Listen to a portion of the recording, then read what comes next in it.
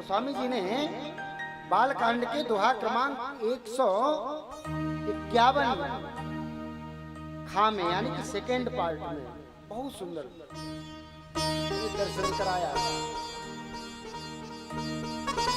ये जीवन की घटना बनती है, हमारे आपके जीवन में भी बनती है।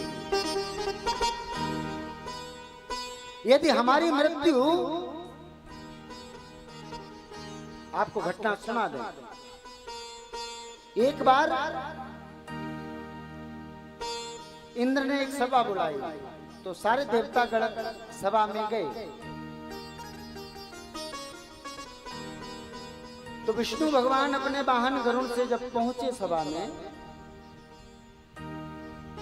और यमराज भी सभा में गए,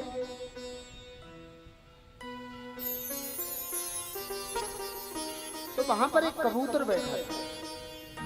कबूतर नारद ने देखा कि कबूतर, यमराज जी ने देखा कि कबूतर यहां बैठा है, और उसको देख करके यमराज थोड़े हंसे और हंस करके सभा कक्ष में प्रवेश कर गए। अब कबूतर को ये लगा कि नारद हमें देख करके हंसे, यमराज हमको देख करके हंसे। भैया जरा विचार करो कि यमराज जिसको देख करके हंसते उसकी क्या दशा होगी। हंसना भी सबका अच्छा नहीं होता है, देख करके हंसना भी सबका अच्छा नहीं होता है।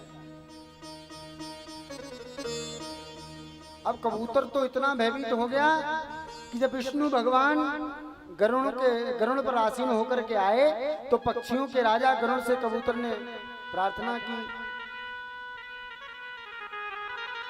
कि हे गरुड़ देव, मुझे बहुत भय लग रहा है। क्यों? यमराज सभा में गए और मुझे देख करके हंसे।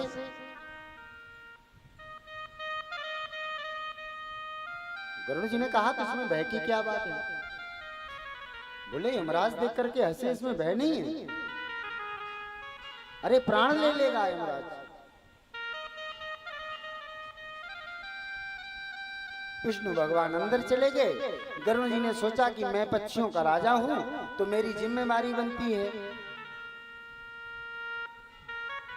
इसका कुछ निवारण करूं। तो गरुड़ जी ने उस कबूतर को अपने ऊपर बिठा करके वहां से हजारों किलोमीटर दूर किसी वृक्ष की गुफा में जाकर के बिठा दिया। गरुड़ का वेग बहुत है, गरुड़ जी का वेग मन के वेग से भी ज्यादा बताया जाता है। भगवान के वाहन है ना गरुड़ जी। और गरुड़ जी वापस आ गए।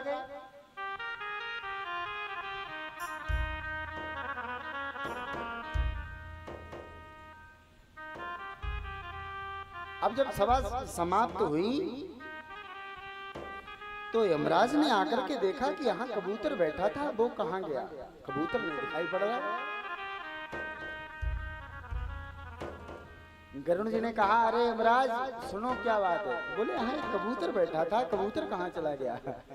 बोले उस कबूतर को मैं यहाँ से इतने 1000 मील दूर तक पहुंचा करके वापस आ गया हूं।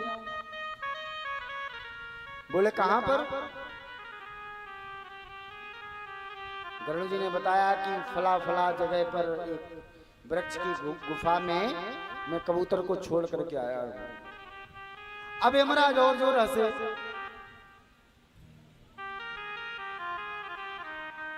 बोले हंस काहे को रहे हो? बोले इसीलिए तो मैं सोच रहा था कि आज विधाता की लेखनी झूठ साबित हो जाएगी। क्यों हो जाएगी?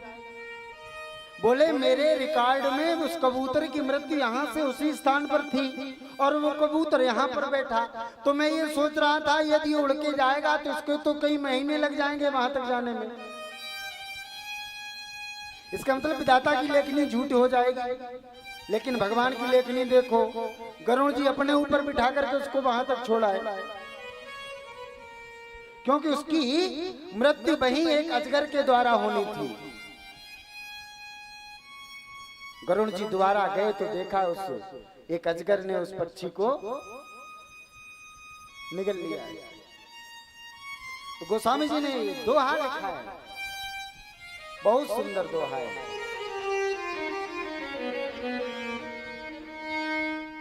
तुलसी जस भवतव्यता,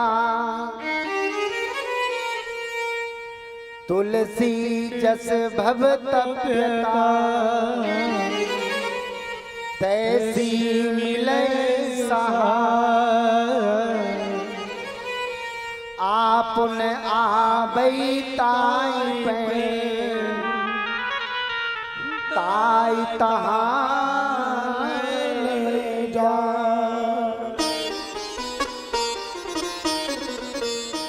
यदि हमारी मृत्यु अमेरिका में लिखी होगी तो कहो कोई हमको कथा करने के लिए अमेरिका ही ना बुला ले।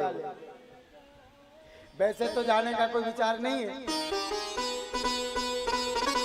लेकिन भगवान की लेखनी ये मिटने वाली नहीं है। इसलिए प्रताप भानु की एक कथा आती है।